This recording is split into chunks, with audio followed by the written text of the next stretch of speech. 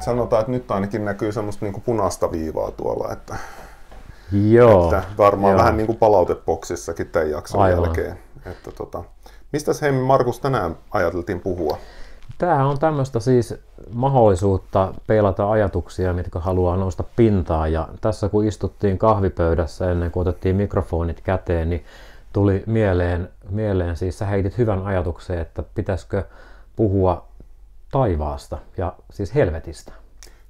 Joo. Mä ajattelin, että tämmöinen itse asiassa tämä idea taivaasta ja helvetistä mulla on itänyt jo jonkin aikaa. On siitä aiemmin kirjoittanut blogitekstejäkin ja keskustellut toki paljon seurakuntalaisten kanssa, saarnannut siitä paljon. Ja mun mielestä ne on äärimmäisen kiehtovia teemoja, taivas ja helvetti. Ja tietysti tässä, niin kun puhutaan kirkollisessa kontekstissa taivaasta ja helvetistä, niin ei ehkä kannata ohittaa tätä Antti Kylliäistäkään, joka me taidettiin tässä just puhua, että hänestähän oli vähän kohua tuossa. Muistatko kuinka kauan sitten? Haluaisitko avata vähän, että mitä siinä tapahtui Antin kanssa? Siis siitä on aikaa nyt kulunut, laskettiinko meitä 25 vuotta? Oliko tätä luokkaa? Mutta siis silloin hän siis kirjoitti kirjan Kaikki pääsevät taivaaseen. Ja muistan itsekin siinä vaiheessa nuorena miehenä, ton kirjan ostin ja luin ja tein kiinnostavan matkan siihen, että miten tuossa kirjassa piirrettiin sitä todellisuutta, mikä on ehkä vastoin semmoista yleistä käsitystä kristinuskossa, jossa lähdetään siitä, että kuoleman jälkeisessä todellisuudessa on ne kaksi puolta, taivas ja helvetti. Ja tosiaan Kylliäis ja Antti tässä kirjassaan toi hyvin vahvasti armokeskeisesti sitä näkökulmaa, että Kristus tai Jumala rakkaudessaan ihmistä kohtaan niin yksinkertaisesti tekee mahdottomaksi sen ajatuksen, että olisi olemassa helvetti. Ja tämähän aikanaan silloin niin herätti mun mielestä siis todella isoa julkista keskustelua, mikä ehkä kertoo siitä, että kenties silloin parikymmentä vuotta sitten kirkon merkitys oli myös vielä isompi kuin mitä se tällä hetkellä on. Ja tästä koitui valituksia tuomiokapituliin. Ja nyt mä en muista ihan tarkalleen, että poikiko näistä valituksista mitään muuta kuin jonkinlainen toteama siitä, että kyseessä on niin kuin yksityisajattelu. Sitä mä en muista enää ulkoa. Joo, mullakin on se mielikuva, että silloinen Kylliäisen piispa Eero Huovinen olisi jotenkin tähän suuntaan todennut, että joka tapauksessa muistaakseni ainakin hänen virkansa säilytti ja näin. Ja itsekin olen lukenut hänen teoksensa ja jotenkin ehkä itselle jäi se mielikuva, että mun mielestä siinä teoksessa ehkä näin niin kuin omasta näkökulmasta se ehkä semmoisia, mistä omista näkökulmista erosi se teos, niin ei välttämättä ollut niinkään tämä kirjan otsikko, vaan kaikki muu, mitä siellä oli. Se oli ehkä jossain määrin, jos nyt Hatarien muistikuvien perusteella, niin kanssa semmoista yleistä kyseenalaistamista niin kuin kristinuskoa kohtaan. Siellä, jos nyt en väärin muista, en halua antaa Antista väärää todistusta, mutta selvästi älykäs ja rohkea mieshän hän on. Ja tähän teemaan, niin kuin hän tarttui tämmöiseen niin kuin hyvin vanhaan kirkolliseen teemaan. Kyllä. Käsitykseen siitä, että pelastuvatko kaikki lopulta ja tästähän varhaisessa kirkossa on jo kiistelty eli tämmöinen esimerkiksi varhaisen kirkon superstara Origenes, joka oli varmaan, voisi ehkä sanoa jopa, että varhaisen kirkon oppinein teologi jossain määrin, hän edusti tätä tämmöistä apokatassisoppia, että ikään kuin kaikki jossain määrin palautuu ennalleen ja kaikki säilyvät, ikään kuin pääsevät sitten jollain tavalla täyttymyksen tilaan loppuvaiheessa. Mitä sä ajattelet? Tästä nyt sitten, kun lähdettäisiin tähän päivään tai semmoiseen ajatteluun nyt siitä, että äsken jo sanoit sen, että siis kaikki pelastuvat, tai sitten se toinen puoli, että kaikki eivät pelastu, niin jos mietitään taivasta todellisuutena, joka on vastakohta sille todellisuudelle, mikä on se ei-pelastuminen, ja taivas on pelastuminen, niin nyt kun mietitään sitä pitkää kaarta sieltä varhaiskirkosta ja tullaan Origeneesta äsken Kylliäisen kautta tähän päivään, niin mitä se nyt oikeastaan tarkoittaa, se kristinuskon ajatus siitä, että meillä on toivo siitä, että uskomalla Jeesukseen Kristukseen, niin silloin me tullaan osallisiksi siitä lahjasta, että kuoleman jälkeen me pelastumme, eli pääsemme taivaaseen, niin mitä muuta tämä tarkoittaa kuin vain tämmöistä teologista puhetta ja sanoja. Siis pelastun mistä? Pääsen minne? Onko jotain ihan konkreettista kuolemanjälkeistä todellisuutta? Vai miten tämä niin kuin taivas ja helvetti, ei-pelastuminen, niin pitäisi ymmärtää nyt 2025?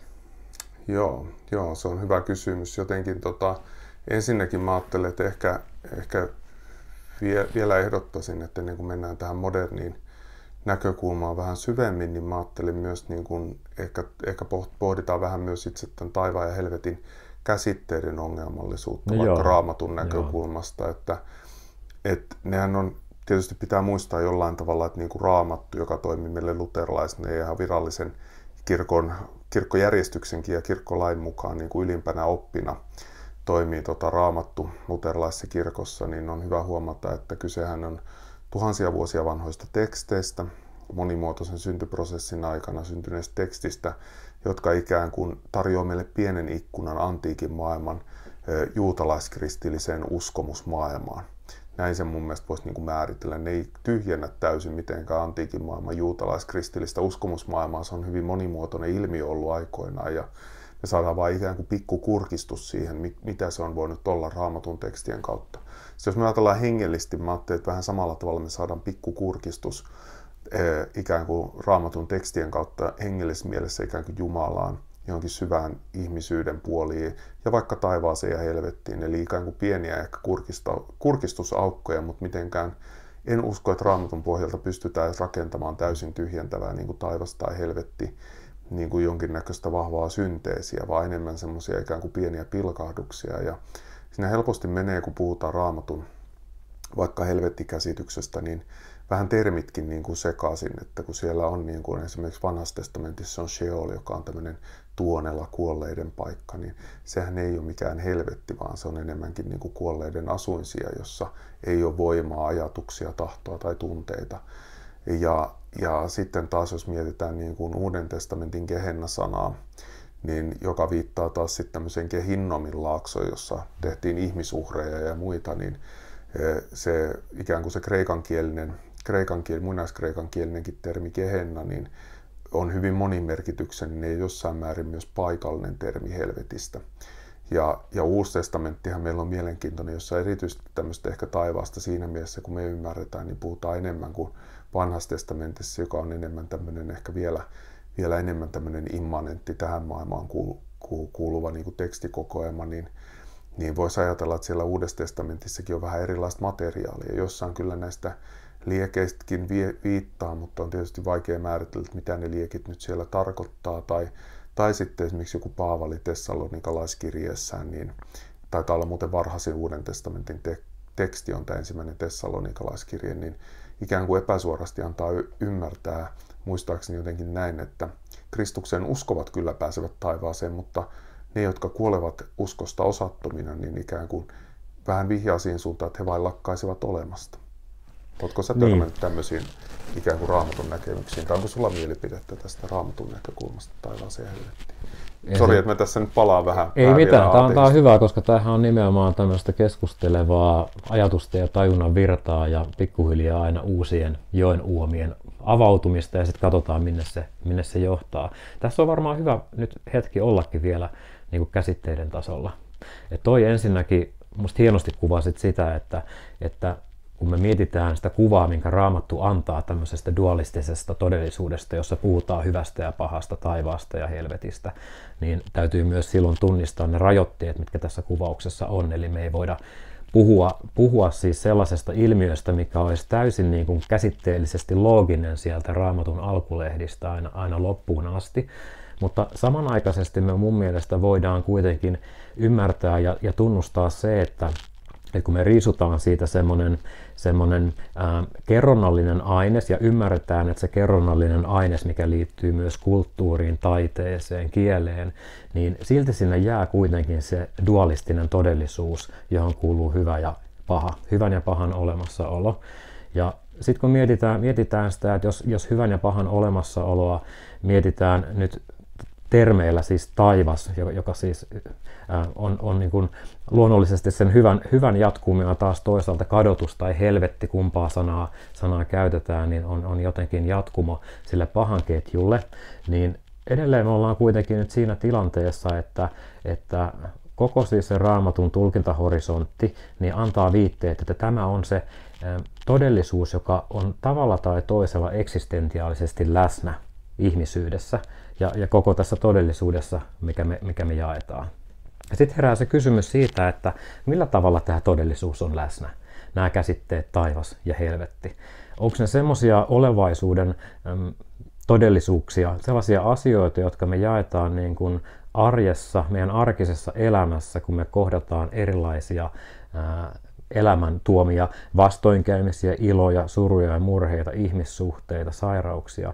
Että tämä taivas ja helvetti elää tämänpuoleisessa todellisuudessa koko aika läsnä. Entä sitten se tuonpuoleinen todellisuus, mistä sitten paljon on viitteitä Raamatussa, että siis kuolema ei ole tuo lopullinen ihmisen päätepiste, vaan se jatkaa meidän elämää tavalla, jota on hyvin, hyvin vaikea käsittää, ymmärtää tai kuvailla. Mutta sielläkin tämä dualistinen hyvän ja pahan, taivaan ja helvetin olemassaolo jatkuisi tavalla tai toisella. Ja mun mielestä me niin kuin ollaan nyt tässä niin kuin siinä mielessä haastavassa tilanteessa, niin kuin teologit ja papit, kristityt aina on, että me puhutaan sellaisesta, mistä on mahdoton puhua ja kuitenkin meidän tehtävä on siitä puhua. Eli vähän tämä Karl Barthin ajatus siitä, että mikä on teologin ahdistus. Niin mua kiinnostaa nyt ennen kaikkea se, että kun moni kuvaa vaikka omaa elämäänsä, että kun mun elämä on ollut yhtä helvettiä, että siihen liitetään kuitenkin heti tämmöinen teologinen sana, mun elämä on ollut yhtä helvettiä. Ja sillehän siihen heti me ymmärretään, että okei, tässä elämässä on ollut paljon sellaista, mikä on kuormittanut hyvin suurella tavalla henkilöä, jos hän toteaa, että hänen elämänsä on ollut yhtä helvettiä. No sitten, jos mietitään tästä eteenpäin, niin mikä on se todellisuus? Mitä sä Jussi ajattelet siitä, että näiden käsitteiden kautta, niin mikä on se todellisuus, mikä on sitten se rajan toisella puolella? Ja onko tässä jatkumo vai pitääkö taivas ja helvetti pitää tiiviisti tässä meidän maanpäällisessä elämässä, vai onko se joku semmoinen ulottuvuus rajan tuolla puolella, mistä me emme voi vielä tietää mitään? Erittäin hyviä näkökulmia ja tosi hyvä, että sä toit myös tuon helvetin ja taivaan tämänpuoleisuuden, koska mä ajattelin, että se on ehkä se semmoinen kans, mistä mä oon vielä enemmän niin kuin viime vuosina saarnannut ja mihin kiinnittänyt huomiota. Ja nimenomaan etenkin pappina, että just tämä niin kuin taivas ja helvetti, että ne ei ole vaan nimenomaan tuonpuoleisia käsitteitä, vaan ne on nimenomaan hyvin vahvasti tämänpuoleisia käsitteitä. Et mä itse uskon vahvasti, että siinä on olemassa jatkumo. Jos mietitään vaikka, ja sehän löytyy jo itse asiassa, mä ajattelin, että voin tulla kohta sanoa tuosta pari sanaa arkitodellisuudesta, mutta sehän löytyy myös niin kuin Raamatun teksteistä, että Jeesushan Luukkaan evankeliumissa sanoo, mikä itse asiassa löytyy Raamatun ulkopuolelle jääneestä Tuomaan evankeliumistakin, on hyvin keskeinen ajatus siinä, että taivasten valtakunta ei ole jossain siellä, täällä tai tuolla, vaan se on jo nyt läsnä meissä tai meidän keskellämme toisen käännösvaihtoehdon mukaan. Eli taivas on jollain tavalla Jeesuksenkin mukaan oli jo läsnä tässä hetkessä. Ja mä itse tulkitsen näitä Jeesuksen sanoja sillä tavalla, että se ihminen, joka uskoo Jumalaa, luottaa kaikesta sydämestään Jumalaa, rakastaa Jumalaa yli kaiken, rakastaa itseään ja lähimmäistään terveellä tavalla, niin hän on jo nyt taivaassa. Ja semmoinen ihminen, joka toivoo myös niin kuin parempaa elämää ja myös ikuista elämää, niin se elää jo nyt taivaassa. Se, että mitä tapahtuu kuoleman jälkeen, niin on ikään kuin jatkumoa. Sille siellä tapahtuu semmoinen täyttymys, eli usko ja toivo, niin kuin Luther kuvasi sitä, että usko ja toivo katoavat ikään kuin tuon puolessa elämässä ja rakkaus täydellistyy. Silloin ei enää tarvita uskoa ja toivoa, koska eletään täydellisessä näkemisessä ja rakastamisessa. Ja siihen jollain tavalla itse tämmöinen vahva taivas näkemys niin kuin liittyy, että mä uskon tähän. Ja siihen myös liittyy tämmöinen ajatus, mun mielestä vähän sama kysymys on tästä ruumiin ylösnousemuksesta, mikä on meillä keskeinen oppi. Että me ei nimenomaan uskota siihen, että pelkästään sielu nousisi taivaaseen niin kuin jossain muinaisessa synkretistisessä uskonnossa, niin kuin gnostilaisuudessa tai joissain uskonnoissa, että vaan sielu jollain tavalla erkanee ruumiista, vaan että nimenomaan ruumis apostolisen uskontunnustuksenkin mukaan nousee haudasta, mutta nimenomaan tämmöinen hengellinen ruumis, mitä Paavali kuvaa, että se on siinä on jotain samanlaista, mutta samaan aikaan jotain hyvin erilaista. erilaista. Tietysti sitä on hirveän vaikea kuvitella, kun tiedetään, mitä ruumiille kuoleman jälkeen tapahtuu. Eli se tietyllä tavalla katoaa olemasta, mutta jotain tunnistettavaa näyttää niin kuin, ainakin Paavalin ylösnousemususkossa niin kuin, olevan siitä, että siitä säilyy tuonpuoleiseen. Niin mä ajattelin, että ehkä taivaan tämänpuolisuuden ja tuonpuolisuuden välillä on nimenomaan vähän sama dikotomia. Jotain siitä, mitä on tässä ajassa todellista, niin tulee olemaan todellista tuonpuoleisuudessa. Ja vastaavasti sitten, jos mä ajattelen, että myös niin kuin helvetti, mä ajattelen, että helvetti on hyvin konkreettinen ja tämänpuoleinen käsite. Moni ihminen elää jo nyt valitettavasti helvetissä ja monenlaisessa helvetissä. Yksi helvetti voi olla just se, että ehkä se pahin helvetin muoto saattaa olla jopa se, että ihminen on itse katkeroitunut pahan tahtoa, ne haluaa pelkkää tuhoa, kuolemaa, pahan tahtoisuutta, jotenkin täysin demoninen voima. Se on mun mielestä niin kuin semmoinen todellinen tämänpuoleinen helvetti. Mutta sitten on tietysti semmoisia helvettejä, joihin ei niin kuin mun mielestä liity mitään niin kuin moraalista kategoriaa. Ihminen, joka joutuu vaikka viattomana kärsimään suhteettoman paljon, niin on tietyllä tavalla helvetissä, mutta ilman omaa ansiotaan. Vähän niin kuin Jobikin oli Vanhassa testamentissa helvetissä, tietyllä tavalla maanpäällisessä helvetissä ilman omaa ansiotaan. Ne on yksi tärkeä näkökulma ja erittäin haastava näkökulma helvettiin. Ja sitten mä ajattelen jotenkin, että mitä se tuonpuoleinen helvetti, onko sitä olemassa, niin kaikkien näiden tuonpuoleisuuskysymysten, ja kun mennään kuoleman tuolle puolelle, on pakko sanoa, että me ei tiedetä myös.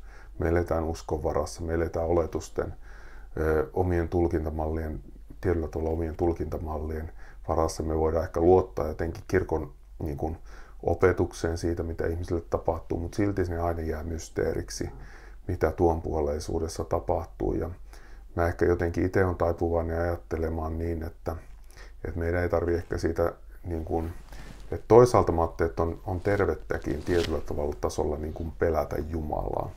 Että Jumala ei ole semmoinen, jota sä pystyt manipuloimaan tai huijaamaan tai pilkkaamaan ilman seuraamuksia tai yrittää silloin. Ja mä ajattelen, että semmoinen niin kuin tietty Herran pelko on kyllä edelleen viisauden alku. Mutta mä ajattelin myös sitä, että sillä helvetillä on vähän liikaa tuonpuoleisella helvetillä myös niin kuin kristinuskohistoriassa peloteltu, että mehän ei niin kuin, mä uskon kuitenkin siihen, että Jumala on pohjimmiltaan hyvä ja rakastava ja jos pitäisi nyt Raamatun teksteistä niin jotenkin valita, että mikä ehkä niin kuin itseeni puhuttelee, niin on jotenkin ehkä just tämä Paavalin Tessalonikalaiskirje, että kaikki saa tietyllä tavalla mitä ansaitsee, ehkä toivovatkin, eli ne, jotka eivät usko Kristukseen, ehkä he jollain tavalla katoavat. Sitä voi ehkä kuvata helvetiksi tai muuta täydellisesti, tai sitten he pääsevät ja sitten ne, jotka uskovat Kristukseen, pääsevät hänen luokseen. Mutta tämä on nyt vaan semmoista, niin kuin sanotaan, tämä on nyt omaa ajatusspekulaatiota, ja tässä en toimi nyt niin kuin kirkon opetusvirassa, vaan ehkä omaa spekulaatiota. Mutta annan sulle puheenvuoron välillä, tämä oli aika pitkä puheenvuoro multa. Joo, mutta tosi tärkeä puheenvuoro. Nyt mä ajattelen siis sitä, että me lähdettiin liikkeelle siitä taivaan ja helvetin niin kuin kerronnallisesta kuvauksesta, miten se näkyy Raamatussa eri aikakausina, eri Raamatun kirjoissa, Vanhassa testamentissa, Uudessa testamentissa. Ja nyt jos mietitään, että miten on pyritty kuvaamaan sitä kuolemanjälkeistä todellisuutta sitten Raamatun jälkeen ja miten sitä pyritään kuvaamaan tänä päivänä, niin me varmasti tunnistetaan myös se aika ja se kuvaus, jossa erityisesti helvetti, tuo kadotus, niin se oli tämmöinen vahva kärsimyshelvetti, tämmöinen, jossa paitsi paha saa palkkansa, niin se paha saa palkkansa siten, että se on tämmöinen niin kuin äärimmäisen kärsimyksen ja voisiko sanoa jopa kidutuksen paikka, jossa niin kuin joutuu kärsimään seurausta siitä, mitä olet elämässäsi tehnyt niin ainaisesti. Eli tämmöinen niin kuin voi sanoa, että pienelle pojalle aikanaan niin kuin hurja ajatus siitä, että siis oikeasti onko tämmöinen todellisuus, tämmöinen paikka kuin helvetti, jossa niin kuin on itkua ja hammasten kiristystä ainaisesti. Ja vastaavasti, onko tälle se dualistinen vastakohta, siis se joka on kaikkea muuta kuin tuo sadistinen kidutuskammio eli taivas, siis joku semmoinen paikka, jota pyritään kuvailemaan kauniilla ajatuksilla ja sanoilla kultakaupunki ja siellä on niin kuin, siellä ei ole itkua, siellä ei ole murhetta ja surua, siellä on niin kuin kaikki niin hyvin, että tuo nykyhetki, se kestää ainaisuuden, se ei koskaan pääty. Ja mä ajattelin pienenä poikana, että johan on niin kuin, tämäkin tuottaa ahdistusta, että eikö tälle ole mitään päätepistettä, että taivaassako sit jos sinne pääsen, niin sielläkö ollaan aina.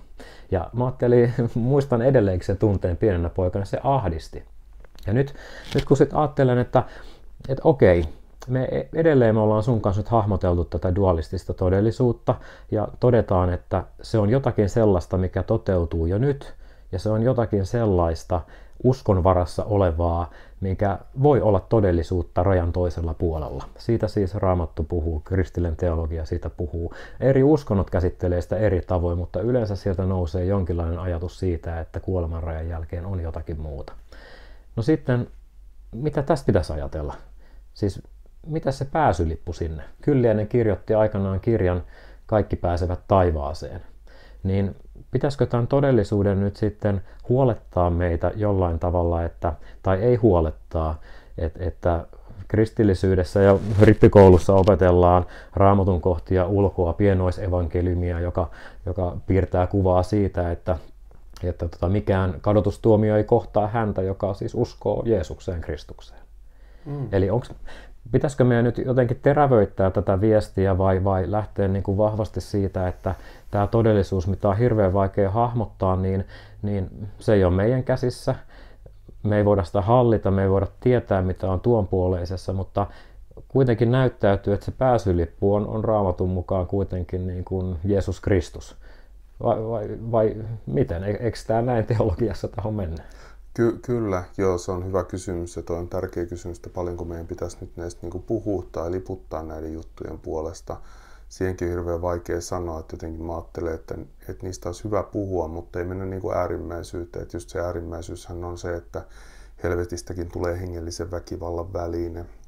Ja sitä mun mielestä toki niin kuin pitäisi välttää, että muistaa, että tuomiovalta kuuluu vain Jumalalle. Ja siihen ehkä mun mielestä liittyykin tämä yksi tärkeä näkökulma niin kuin taivaaseen ja helvettiin, että mikä mun mielestä Jobin kirjan ikään kuin se yksi lopullinen sanoma on, että tämän tyyppiset kysymykset vaikka, että miksi Jumala antaa viattoman kärsiä tai tämmöistä just, että mitä siellä taivaallisella hovilla tapahtuu loppupeleissä, niin ne on semmoisia asioita, mitkä ylittää meidän ymmärryksen. Meillä ei ole niin kuin kapasiteettia eikä lupaakaan nähdä semmoiseen todellisuuteen niin kuin, että ehkä se, mä ajattelen myös niin kuin enemmän, että ehkä semmoinen niin kuin terve näkökulma on se, jotenkin taivaaseen ja helvettiin ehkä kulkea semmoista kultaista keskitietä jollain tavalla ajatella, että sä et voi joka tapauksessa tätä elämää elää sillä tavalla, että jos sä ajattelet, että joo, kaikki pääsee automaattisesti taivaaseen tai että kaikki pelastuu, niin se on vähän ongelmallinen siitäkin näkökulmasta, että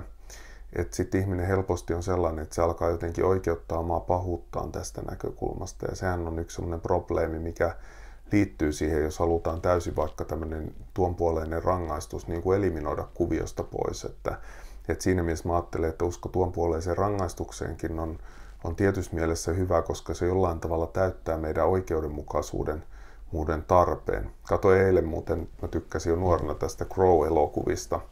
Onko tuttu tämmöinen toimintaelokuva, jossa ikään kuin yleensä jollekin miehelle ja pariskunnalle tapahtuu jotain pahaa ja mies palaa kuolleesta kostamaan, ikään kuin tuomaan oikeudenmukaisuuden. Ja siinähän samaan aikaan, kun mä eilen katsoin, se oli hienosti tehty tämä uusi versio siitä, niin siihenhän liittyy tämmöinen nimenomaan vahva, miksi se puhuttelee ehkä ihmisiä, miksi ne on niin suosittuja, miksi itse tykkää, niin ajatus siitä, että jonkinnäköinen oikeudenmukaisuus tulee toteutumaan kuoleman jälkeen, vaikka siinä sarjassa kyllä ne pahikset saa myös, niin kuin, no ne saa sekä tuon puolessa että tämän puolessa rangaistuksensa, niin meillä on ehkä kuitenkin semmoinen jonkinnäköinen syvä oikeudenmukaisuuden kaipuu siitä.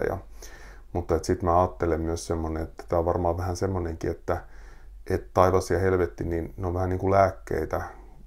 Toinen lääke toimii toisille ihmisille paremmin, toinen toiselle. Että jos mietitään vaikka paatumaton sarjamurhaaja, niin sille voi itse asiassa olla aika tärkeää saada semmoista vähän niin kuin helvetillä uhittelua, jotta se luopuu ikään kuin tämmöistä. Ja käsittääkseni Jeffrey Dahmerille näin itse asiassa kävikin sitten vankilassa, että hän helvetin pelon vuoksi kääntyi sitten lopulta kristityksi ja hyvin tunnettu sarjamurhaaja. Mutta sitten mä ajattelen myös, että kun moni on sitten semmoinen aidosti hyvä ihminen, hyvän tahtoinen, kukaan ei ole täysin ikään kuin pahuudesta vapaa, mutta siis silleen tietää semmoinen hyvä normi-ihminen voi vähän liikaakin pelätä helvettiä ja muuta, niin mä ajattelin, että ehkä semmoiselle ihmiselle enemmän tuoda semmoisia hienoja taivasnäkemyksiä, mitä Raamatusta löytyy, vaikka ajatusta siitä, että hieno, mun mielestä ehkä mulla jollain tavalla täyttää mun mielen, niin kun puhutaan Raamatun taivas- ja helvettikäsitykset, nämä upeat kuvaukset, mitä Raamatusta vaikka taivaaseen liittyy, että siellä on ikään kuin samanlainen paluu elämänpuulle, mikä oli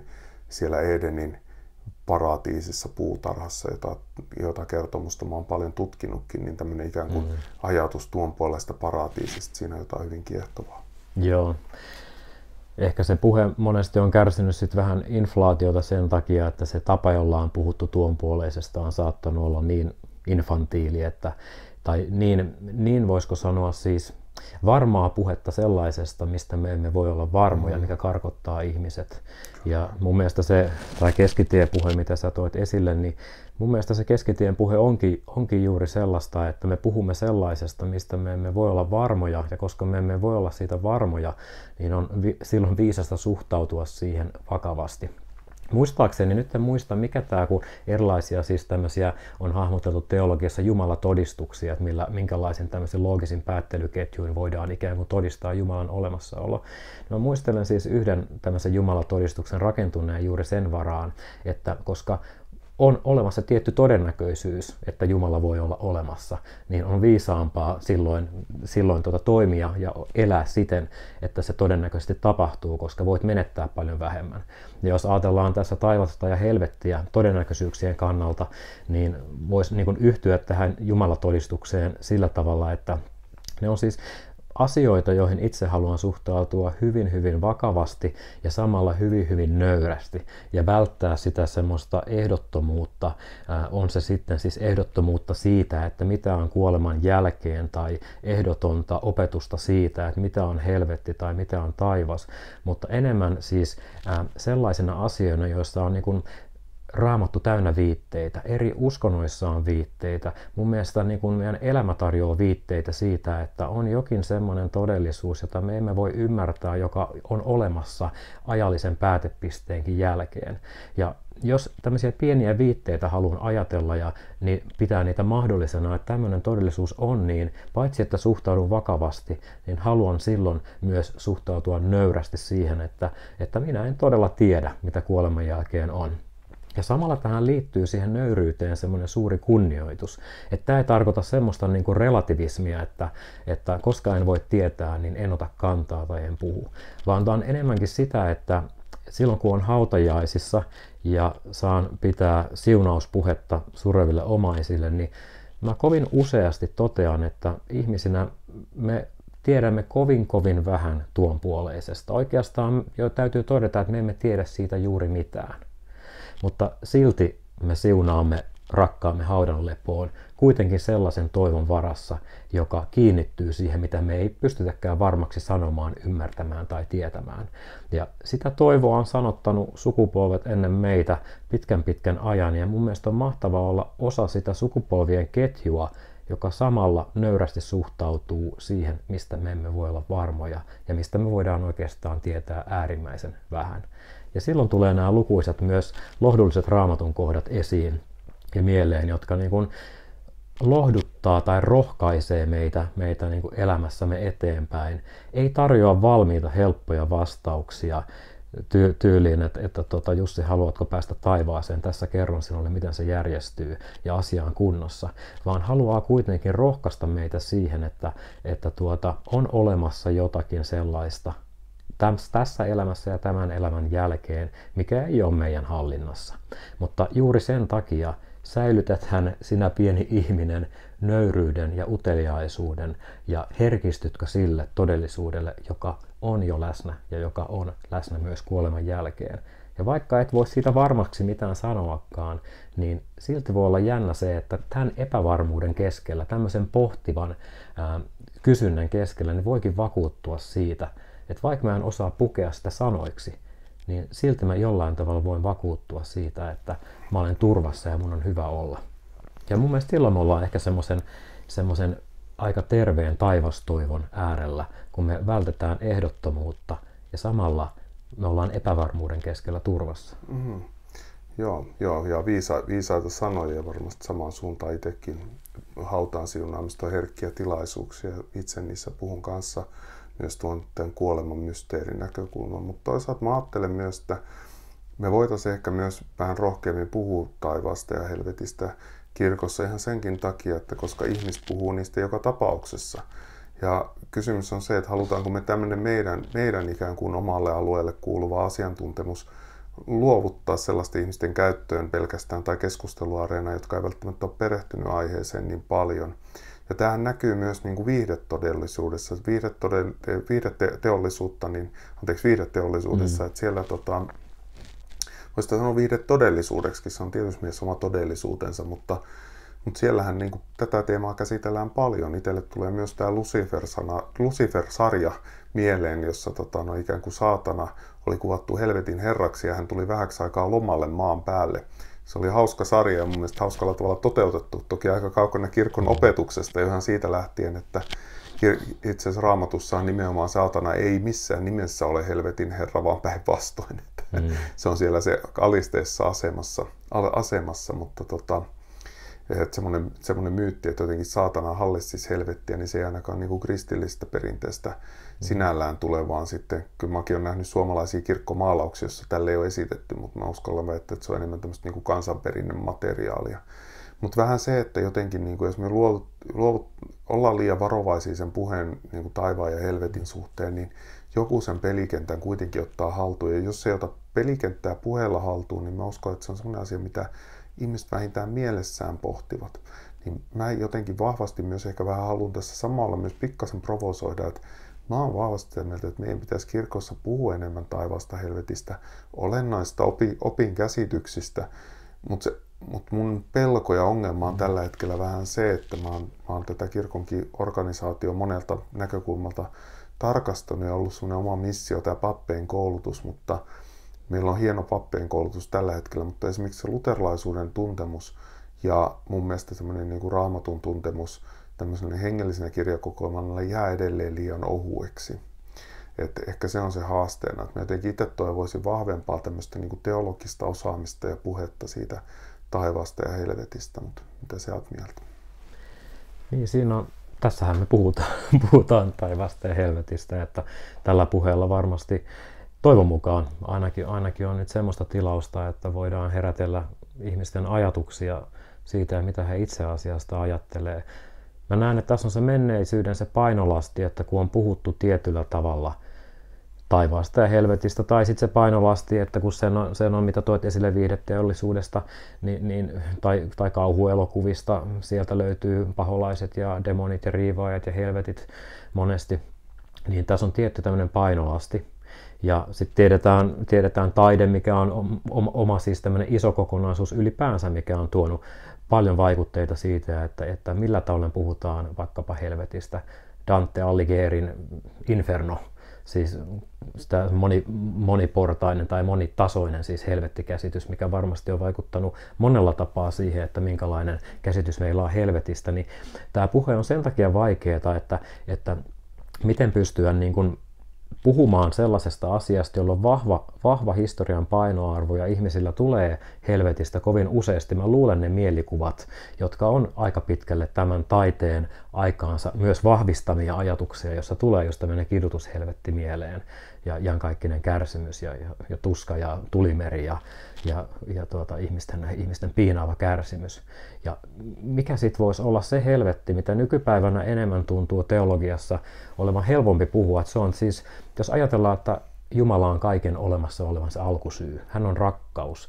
Ja jotenkin sellainen todellisuus, jossa ei ole rakkautta, eli ei ole Jumalaa, niin siellä ei yksinkertaisesti ole elämää. Että siellä ei ole mitään. Et nykypäivänä on helpompi puhua helvetistä tämmöisenä tämmöisenä siis olemattomuutena.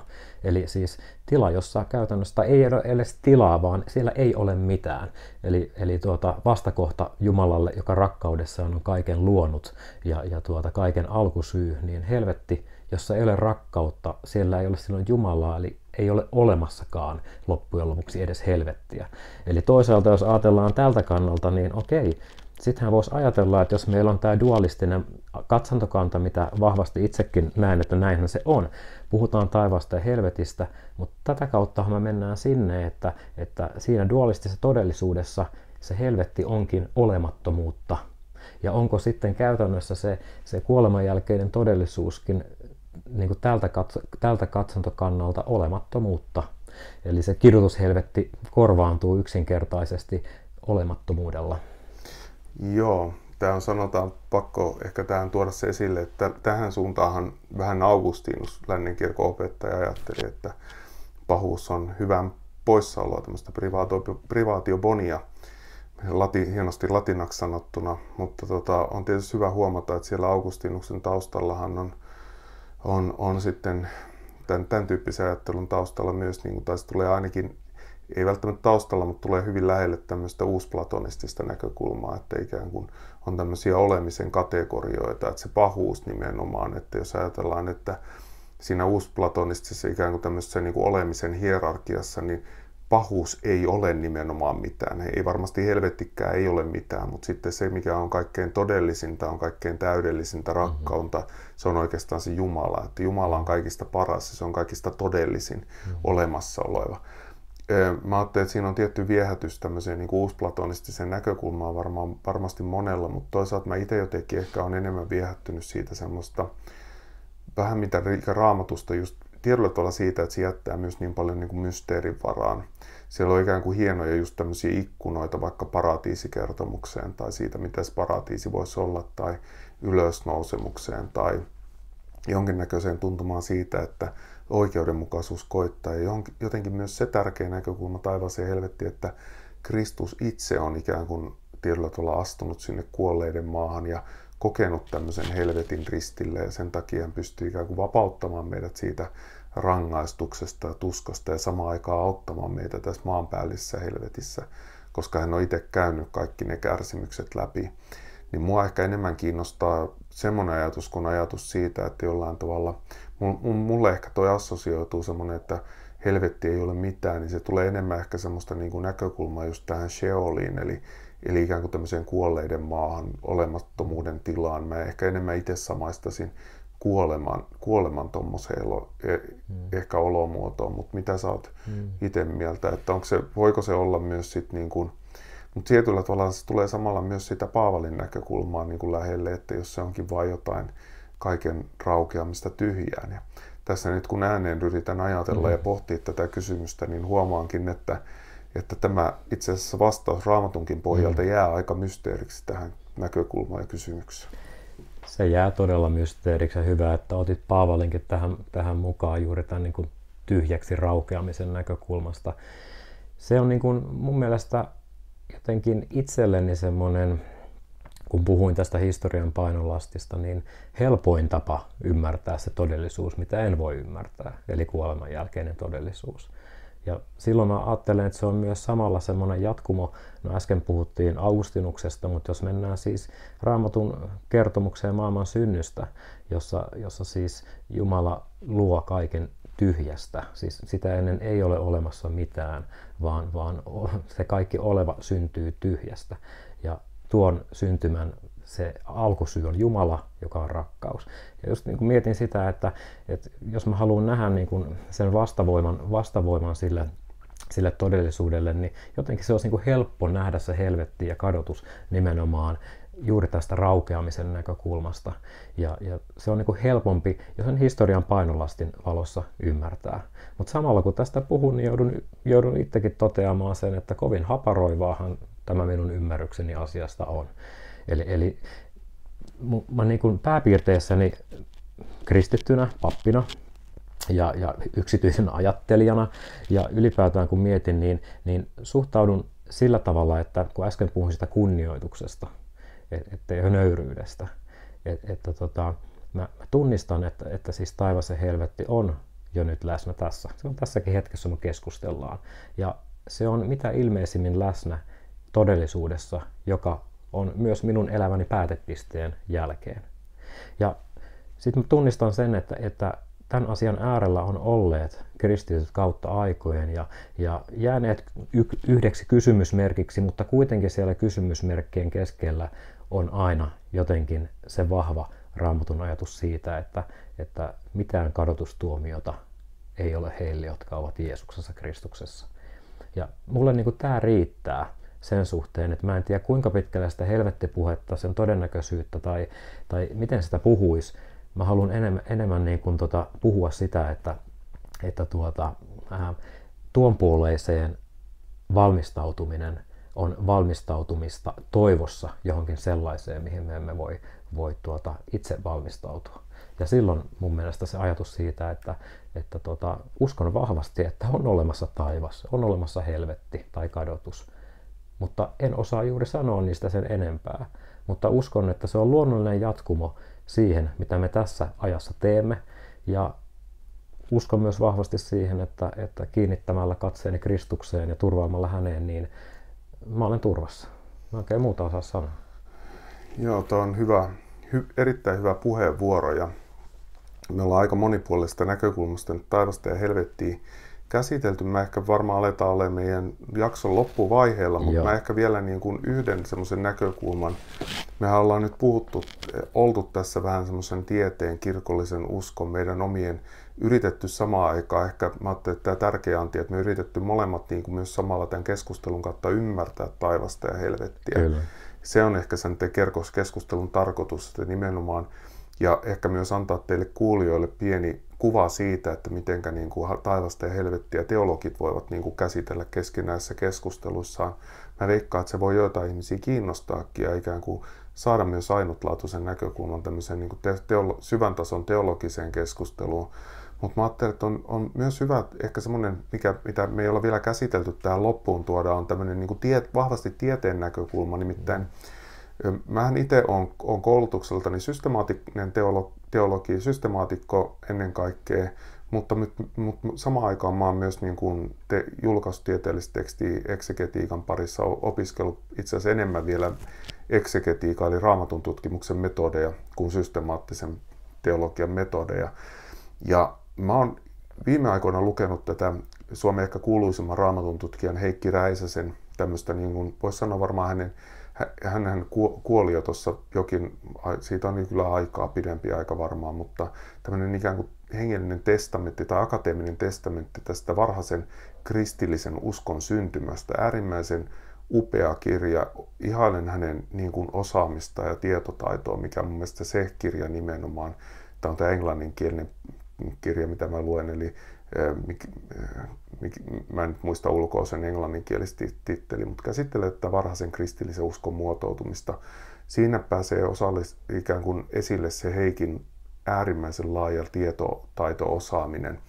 Ja äärimmäisen hyvä kirja ja ehkä ennen kaikkea kuitenkin teologeille suunnattu, mutta siinä on niin kuin mun mielestä mielenkiintoinen tämä näkökulma myös, että me ehkä tämmöisessä kirkollisessa raamattupuheessa aika vähän myöskään kiinnitetään huomiota niihin raamatun kirjoittajien motiiveihin. Hekin ovat toisaalta olleet ihmisiä. Mehän uskotaan kirkossa, että he ovat olleet tavallisia ihmisiä, mutta ikään kuin pyhän hengen inspiroimia. Mutta jos me katsotaan puhtaan niin kuin tieteellisestä näkökulmasta, niin on aika mielenkiintoista mun mielestä sekin, että kun meillä on 4 eri evankeliumia, jotka kaikki kertoo Jeesuksen elämästä ja opetuksesta, niin mun kysymys on kanssa se, että miksi esimerkiksi Matteus on niin ikään kuin obsessoitunut jossain mielessä tämmöistä niin kuin just tämmöistä kaikista ehkä kauheimmista helvettikuvauksista. Kyllä niin Luukkaallakin tulee tämä rikas mies ja Lasarus, joka on ehkä enemmän tämmöinen oikeudenmukaisuuskertomus. Mutta miksi esimerkiksi vaikka joku Markus, niin muistaakseni Markuksella ei ole mitään. Hän ei puhu mitään ja se on kuitenkin, Markus taitaa olla se tutkimuksen mukaankin varhaisin evankeliumi. Mun kysymys on, tämä nyt aika rohkea ajatus, että kuinka paljon tämmöistä niin kuin ikään kuin raamatun kirjoittajien omat pimeät puolet ovat vaikuttaneet näihin raamatun tekstien syntyyn. Että pitäisikö meidän ottaa sekin vähän niin kuin myös tässä kirkossa huomioon, että arvostamme raamattua kyllä, mutta emme ota niin kuin liian tosissaan, vaan ymmärrämme, että senkin ovat kirjoittaneet tietyssä mielessä ihmiset, joilla on saattaneet olla omat demoninsa tai saattaneet olla tiettyyn kontekstiin kirjoittaneita, jota me ei välttämättä tunnetakaan. Että kun evankeliumitkin Jeesuksen elämäkin kuvataan hyvin eri tavalla, että on semmoinen opetus tuonpuoleisuudesta, mikä liittyy Jeesuksen elämään, niin toisessa on hyvin paljon tämmöistä niin kuin, ikään kuin tämmöistä niin kuin hampaiden kiristelykuvausta ja sitä, niin kuin, että mitä ehkä tuonpuoleisuudessa tapahtuu, että heitetään pimeyttä ja kiristellään hampaita tai muuta, ja toisenlaista ei ole ollenkaan sitä. Onko sulla näkökulmaa tähän?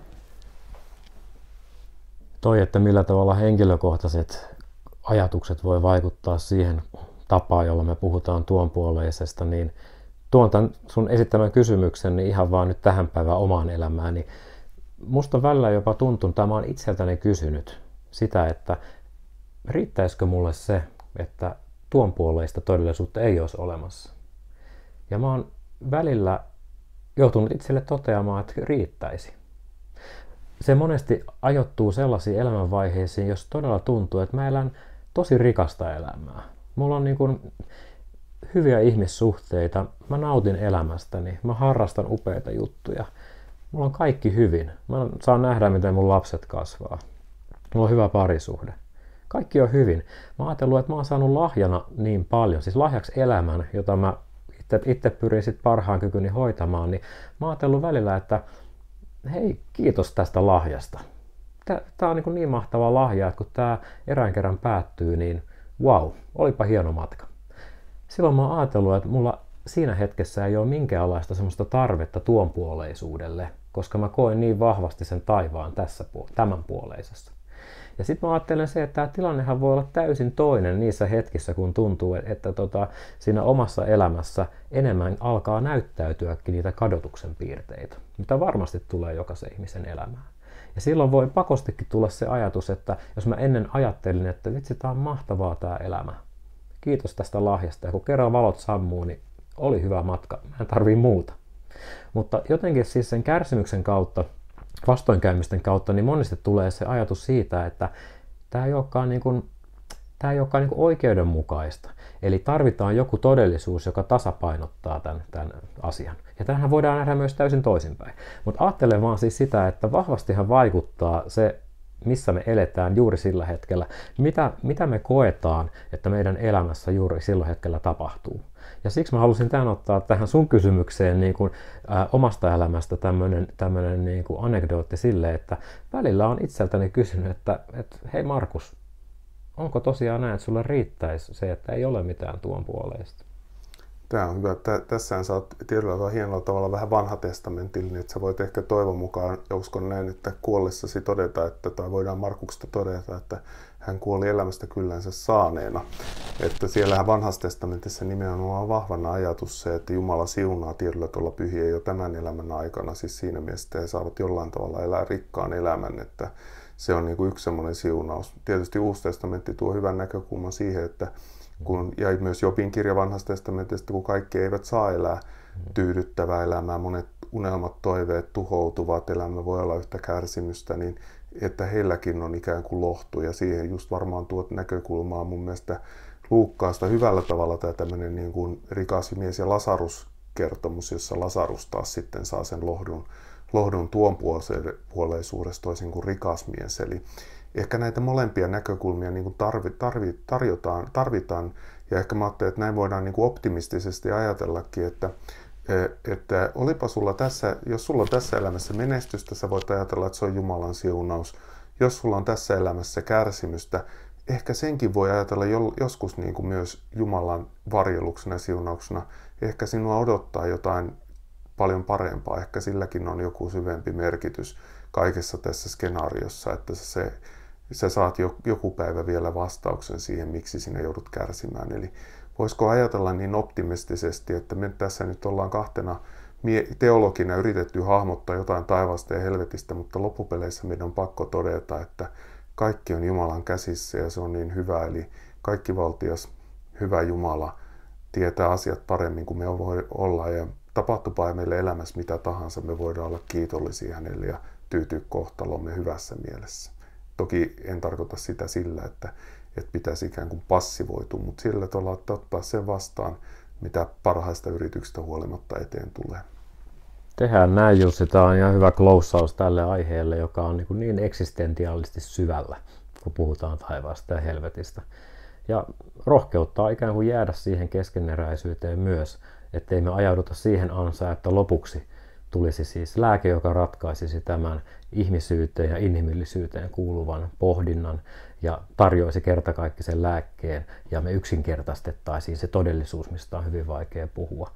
Mutta juuri näin. Siis mun mielestä tähän ajatukseen on hyvä lopettaa ja samalla niin kuin todeta, että tätä keskustelua oli Jussi erityisen mukava siis käydä siltä kannalta, että tämä meni aika syvälle nyt, huomaa itsekin, kun kävi tätä keskustelua sun kanssa. Tämä meni niin kuin syvälle. Mutta me ollaan perusasioiden äärellä ja perusasioiden äärellä varmaan ollaan jatkossakin. Mutta kiitos Jussi tästä keskustelusta.